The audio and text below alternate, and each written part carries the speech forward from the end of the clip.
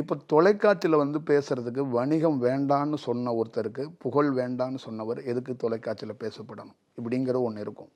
அப்போ இது வணிகத்தை தாண்டி வேறு ஏதோ ஒரு குறிப்பு சொல்கிறதுக்கான ஒரு வாய்ப்புகள் இப்போ ஒரு சமிக்கை உருவாயிருக்கு. அப்படி தான் நான் வந்து கருதுகிறேன். அப்படி தான் இந்த ஊடகத்தையும் நான் கருதுகிறேன். இந்த ஊடகத்தில் உள்ளவங்களுக்கும் இந்த ஊடகத்தை சார்ந்தவங்களுக்கும் இன்னும் ஒரு 5 வருஷமோ 2 வருஷமோ கழித்து என் மேலே ஒரு புரிதல் ஏற்படலாம். ஆனால் இதில் சவாரி செய்யப்படணும். இது ஒரு குதிரை, நான் வந்து குதிரை மேலே அமர்ந்திருக்கிறவன். அப்போ இந்த குதிரை மேலே நான் சவாரி செய்யப்பட்டு ஆகணும்னு உணர்ந்ததுனால தான் நான் வெளியில் வர்றேன். இப்போ அந்த உணர்தல் ஒரு நாள் அந்த குதிரைக்கு ஏற்படும் அப்படிங்கிறத நான் வந்து பார்க்குறேன்.